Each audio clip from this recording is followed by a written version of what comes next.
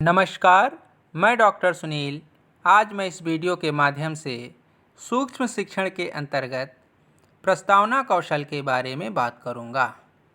इसका प्लान किस तरीके से बनेगा, इसके बारे में बात करेंगे और प्रस्तावना कौशल क्या है, इसके बारे में बात करेंगे। प्रस्तावना कौशल में हम जो पाठ पढ़ाने जा रहे होते हैं, उस पाठ को पूर्व ज्ञान के प्रश्नों के आधार पर हम उस पाठ को इंट्रोड्यूस करते हैं और इसमें ये जानने की कोशिश करते हैं कि छात्र का उस टॉपिक से रिलेटेड पूर्व ज्ञान क्या है। साथ ही साथ प्रस्तावना के द्वारा हम उस टॉपिक के प्रति स्टूडेंट्स में इंटरेस्ट डेवलप करते हैं, जिससे कि वो पढ़ने के लिए और जागरूक हो जाए। तो इसका प्लान किस तरीके से बनेगा, इसके बारे में हम लोग देख लेते हैं। सबसे पहले ऊपर लिखा जाएगा सूक्ष्म शिक्षण पाठ योजना, जो कि हमने पिछले प्लान में भी बताया था आपको कि सबसे ऊपर सूक्ष्म शिक्षण पाठ योजना लिखा जाएगा। जिस नंबर का होगा वो नंबर इसमें डाल दिया जाएगा। 1 है तो 1, 2 है तो 2। आपका जिस नंबर पे प्लान होगा वो नंबर यहाँ पर लिख दिया जाएगा।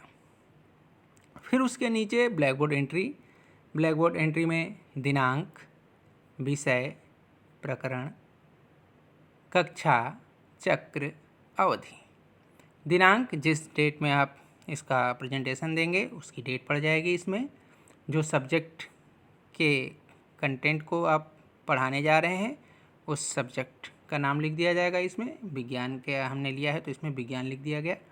फिर जो टॉपिक आप पढ़ाने वाले हैं उस टॉपिक का नाम यहाँ पर लिखा है, पदार्थ की अवस्थाएं, और अंडरलाइन। अब यहाँ पर एक चीज़ ध्यान रखिएगा कि यहाँ पर क्योंकि प्लान आप पहले बनाए होंगे तो प्लान में तो पदार्थ की अवस्थाएं या टॉपिक लिखा रहेगा, लेकिन आप ब्लैक बोर्ड जब एंट्री करेंगे तो ब्लैक बोर्ड एंट्री में दिनांक, विषय, कक्षा, चक्रवधि सब लिखेंगे, लेकिन टॉपिक आप तब लिखेंगे जब आप प्रस्तावना प्रश्न के द्वारा टॉपिक निकलवा लें। ठीक है, तो इस चीज़ को आप ध्यान में रखिएगा। कक्षा, जिस कक्षा के लिए आपने बनाया है वो कक्षा रहेगी।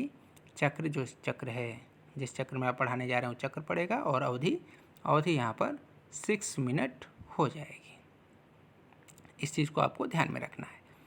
दूसरी चीज़ आपको ये बता दें कि प्रस्तावना कौशल हमने यहाँ लिखा है। प्रस्तावना कौशल या प्रस्तावना में हम कई चीज़ों का यूज़ करते हैं, कई टेक्निक्स का यूज़ करते हैं। जैसे कि हम स्टोरी के द्वारा टॉपिक निकलवा सकते हैं, हम टीचिंग एड के द्वारा टॉपिक निकलवा सकते हैं, और हम प्रश्न उत्तर के द्वारा टॉपिक निकलवा सकते हैं। तो यहाँ पर जो हमने लिया है प्रस्तावना कौशल, वो हमने यहाँ पर प्रस्तावना प्रश्न के द्वारा टॉपिक निकलवाने का प्रयास करेंगे। तो आप इसमें को देख के कन्फ्यूज मत होइएगा कि सिर्फ प्रश्न के द्वारा ही हम टॉपिक निकलवा सकते हैं। हम अलग अलग टेक्निक्स का भी यूज़ कर सकते हैं। अब यहाँ पर कौशल का नाम हो गया प्रस्तावना कौशल। फिर उसके नीचे आ गया घटक में ये सारे घटक हैं।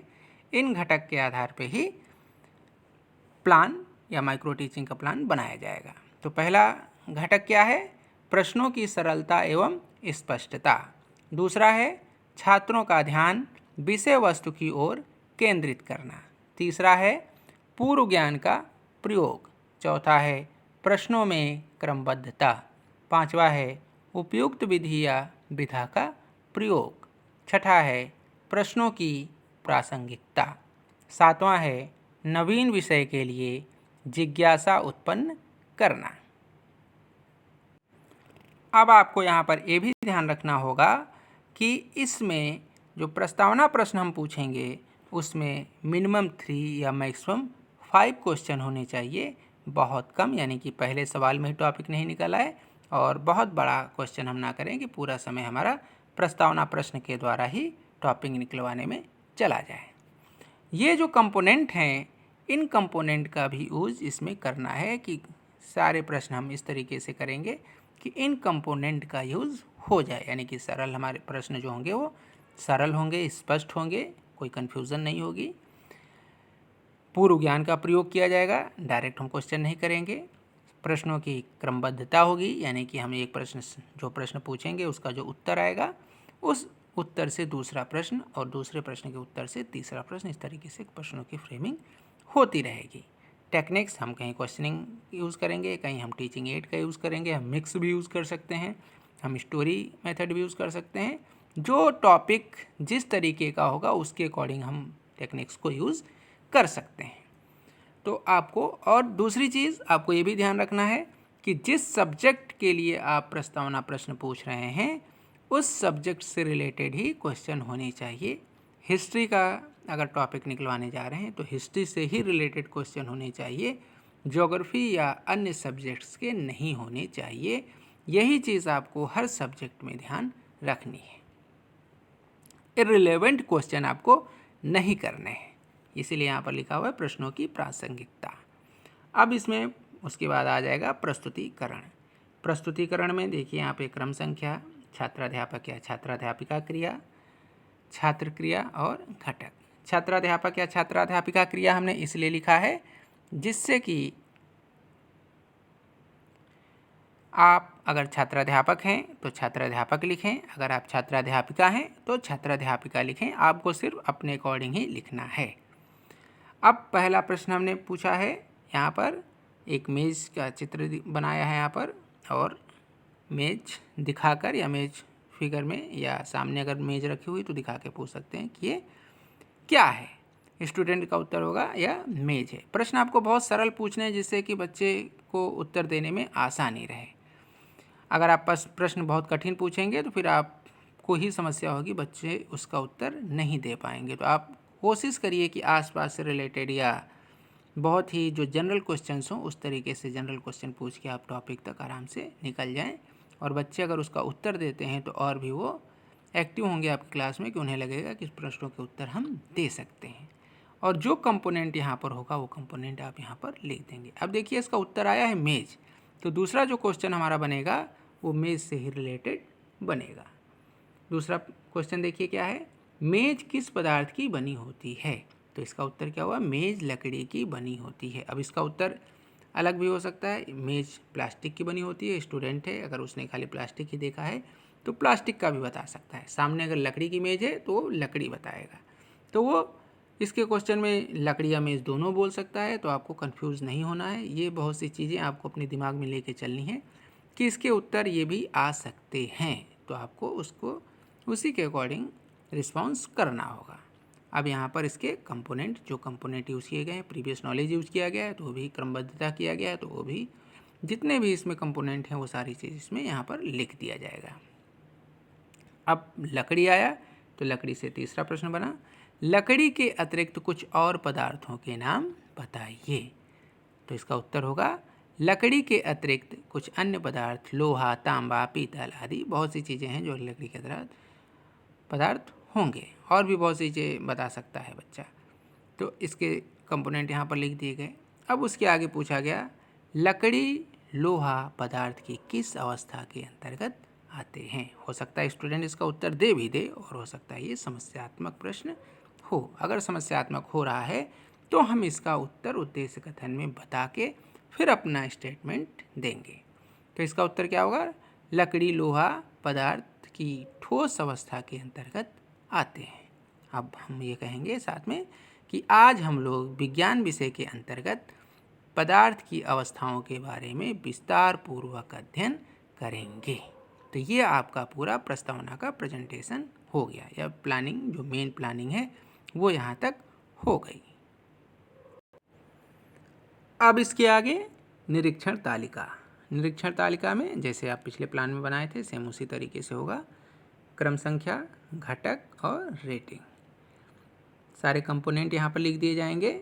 और पहला कंपोनेंट क्या हो जाएगा, प्रश्नों की सरलता एवं स्पष्टता। दूसरा, छात्रों का ध्यान विषय वस्तु की ओर केंद्रित करना। तीसरा, पूर्व ज्ञान। चौथा, प्रश्नों की क्रमबद्धता। पांचवा, उपयुक्त विधि या विधा का प्रयोग। छठा, प्रश्नों की प्रासंगिकता। सातवां, नवीन विषय के लिए जिज्ञासा उत्पन्न करना। अब प्लान बना हुआ है आपका, आपने पीछे अपने ग्रुप में रख दिया और आप क्लास में प्रेजेंटेशन करने आएंगे। आपको अपने प्लान के अकॉर्डिंग प्रेजेंटेशन करना है, और आपको ध्यान रखना है कि आप प्रस्तावना कौशल का प्रयोग कर रहे हैं या प्रस्तावना कौशल के ऊपर आप मास्टरी हासिल करने जा रहे हैं। तो आपका पूरा फोकस इस पे होना चाहिए कि इन जो कंपोनेंट को हमने यूज़ किया है वो सारे कंपोनेंट हम ठीक ढंग से प्रयोग कर रहे हैं या नहीं। क्योंकि अगर आप इन कंपोनेंट के आधार पर आपकी रेटिंग 4-5 तक नहीं जाती है तो आपको रीप्लानिंग और रीटीचिंग करना होगा। अर्थात कि अगर 4-5 नहीं जा रही है, 1 आ जा रही है, तो आपको रीप्लान और रीटीच करनी होगी। तो आपका जो सुपरवाइज़र होगा या जो आपका साथी होगा जो आपके इस टीचिंग को देख रहा है, वो आपके इस रेटिंग के द्वारा आपको डिसाइड करेगा कि आपको रीप्लान और रीटीचिंग करनी है या नहीं करनी है। अगर उसने सभी में 4-5 दे दिया यानी कि आपकी टीचिंग बहुत अच्छी हो गई है। और साथ ही साथ नीचे यहाँ पर आलोचना एवं सुझाव, आपकी जिस तरीके की टीचिंग हुई होगी उसको आपको यहाँ पर वो लिख कर दे देगा। आपको ध्यान देना होगा कि इसमें क्या लिखा गया है और उसके अकॉर्डिंग ही आपको अपनी रीप्लानिंग और रीटीचिंग के लिए तैयार हो जाना पड़ेगा। और साथ ही नीचे यहाँ पर्यवेक्षक के हस्ताक्षर के लिए जगह होगी जहाँ पर वो आपका सुपरवाइज़र यहाँ पर साइन कर देगा। तो ये आज हमने आपको प्रस्तावना कौशल के बारे में बताया और ये क्लासरूम टीचिंग के लिए बहुत ही इम्पॉर्टेंट है, आपके लेसन प्लान बनाने के लिए बहुत ही इम्पॉर्टेंट है। आपको इसे अच्छे से सीखना होगा। ये एक एग्ज़ाम्पल था जो विज्ञान के विषय के टॉपिक को लेकर हमने किया। आप अपने सब्जेक्ट के अनुसार हिंदी, इंग्लिश, ज्योग्राफी, इकोनॉमिक्स, किसी भी सब्जेक्ट को लेके उसके अकॉर्डिंग आप अपना एक टॉपिक निर्धारित करिए, निश्चित करिए और उस टॉपिक को लेकर आप प्रस्तावना प्रश्न बनाइए। 1-2 बार गलतियां होंगी और आप उसमें अच्छे से पारंगत हो जाएंगे। तो इससे आपको आगे चल के प्लान बनाने में भी आसानी होगी और छात्रों के सामने प्रस्तावना प्रश्न पूछकर टॉपिक निकलवाने में भी काफ़ी सहूलियत होगी। तो उम्मीद करते हैं कि ये प्लान आपको अच्छे से समझ में आ गया होगा। आज के लिए इतना ही। धन्यवाद।